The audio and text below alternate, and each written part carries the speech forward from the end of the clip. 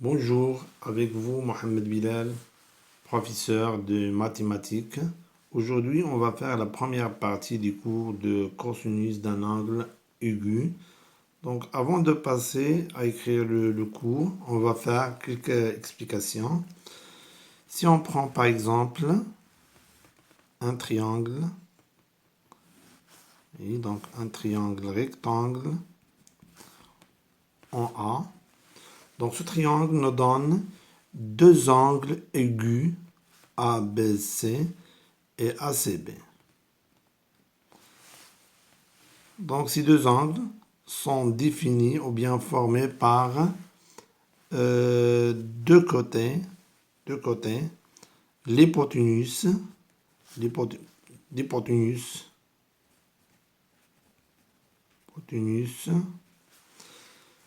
et d'autres côtés. Par exemple, si on prend par exemple l'angle ABC, l'angle aigu ABC, donc il est formé par l'hypoténuse et le côté AB qui est appelé, ce côté-là est appelé côté adjacent de l'angle à l'angle ABC. De même, ACB est formé par AC qui est appelé le côté adjacent à l'angle ACB et l'hypoténuse BC. Oui, maintenant si on prend par exemple l'angle ABC, par exemple, ABC, donc considérons par exemple l'angle ABC, donc on va considérer le quotient de la longueur du côté adjacent par l'hypoténuse, c'est-à-dire AB sur BC.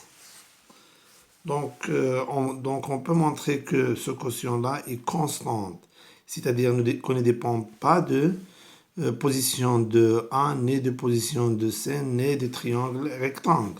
Mais il dépend seulement, on va montrer qu'il dépend seulement de la mesure de l'angle ABC. Par exemple, si on prend d'autres positions de A et C, donc bien sûr en gardant toujours le triangle rectangle. Prenons cette position et on en note 1, et c'est là C1.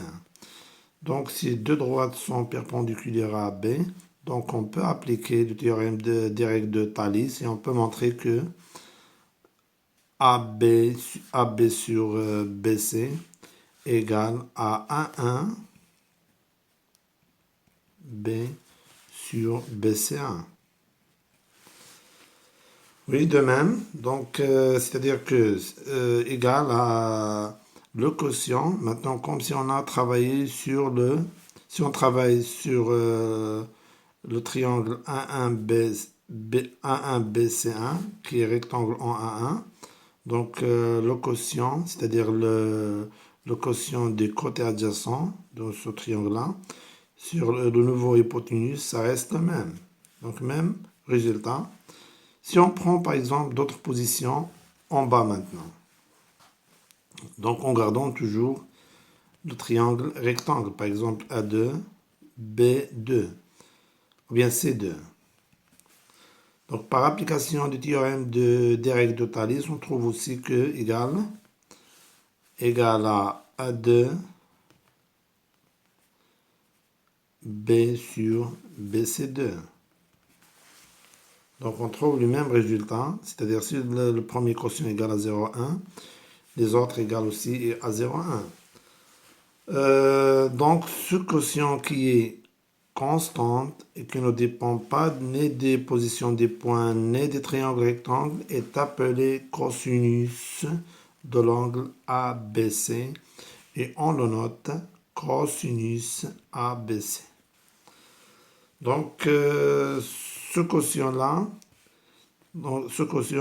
il varie seulement si on change la mesure de l'angle.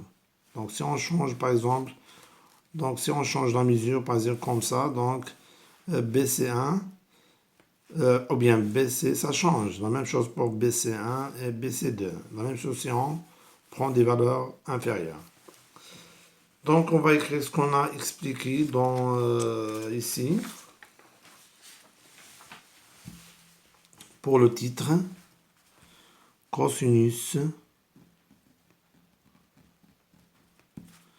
d'un angle aigu. 1. Cosinus d'un angle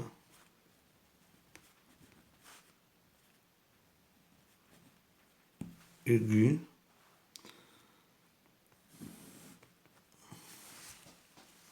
et donc un vocabulaire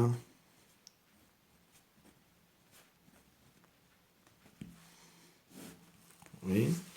Si on prend un triangle donc ABC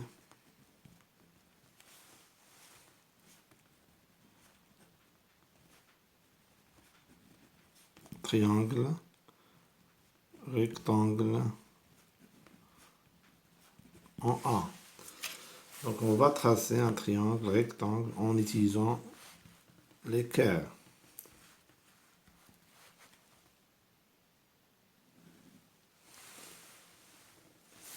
Oui.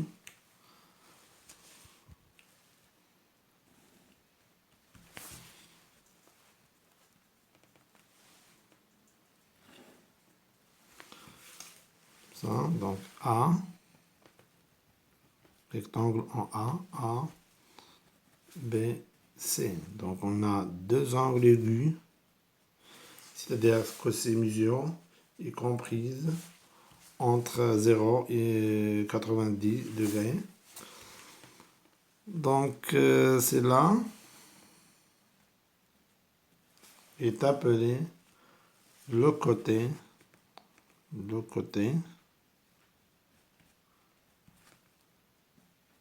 adjacent avec E ici, E, adjacent à l'angle ABC. Oui, et c'est là le côté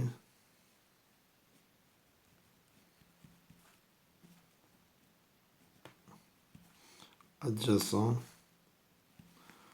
à l'angle ACB.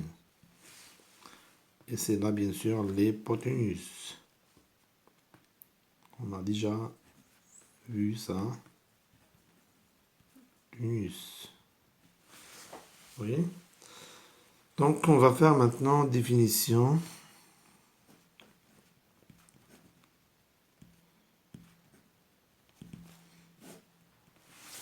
Définition. Dans un triangle,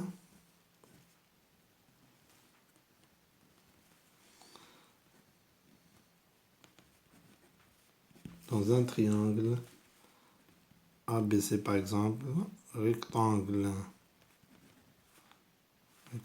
par exemple en A, le cosinus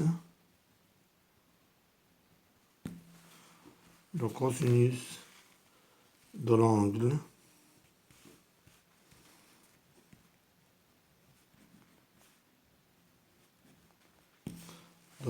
aigu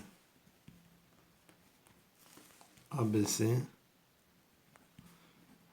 et le quotient de la longueur des côtés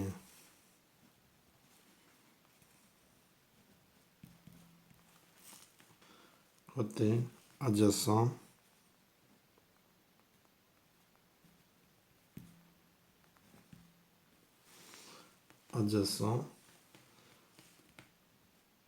à cet angle par la longueur de l'hypoténuse.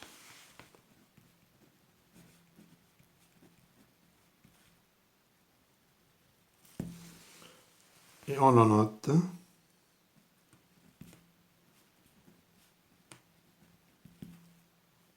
Pardon. Donc on note 100 points ici. On note cosinus ABC. Oui. Prenons un exemple. 3.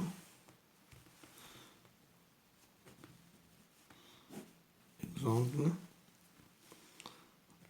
ABC.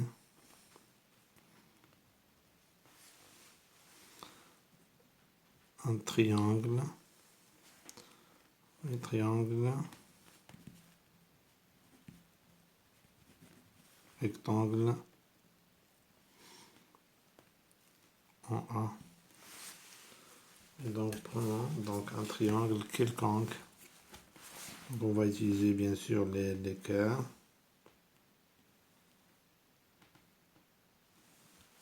Oui. Oui.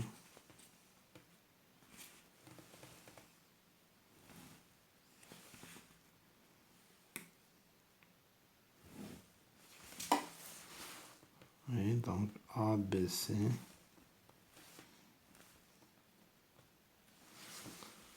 ABC. Donc bien sûr, il nous donne 2. Donc ici, on va corriger. Donc on peut pas écrire le même symbole. Donc, parce que les deux angles n'est pas nécessairement sont isométriques. Donc oui, on a cosinus de ABC égale, oui, donc égale à la longueur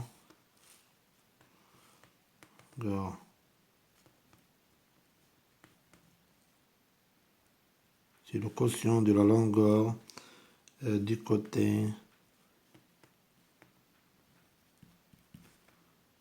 adjacent à ABC, l'angle ABC sur la longueur de l'hypoténuse.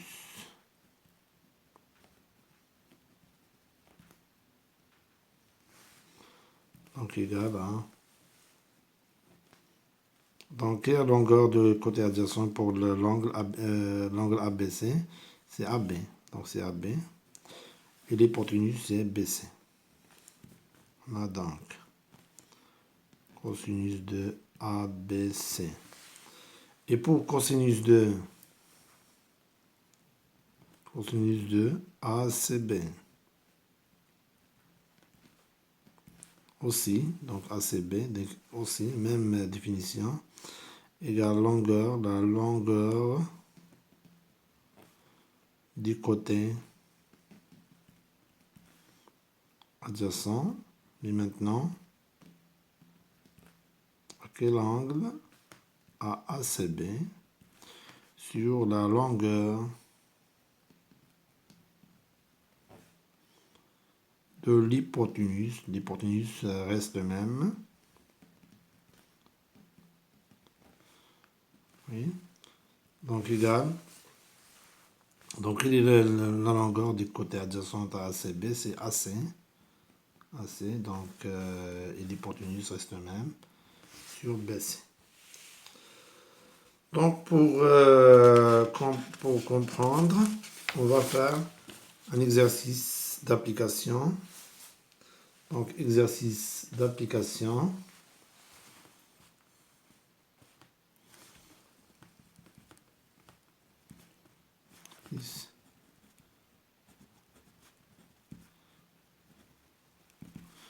D'application, soit ABC, un triangle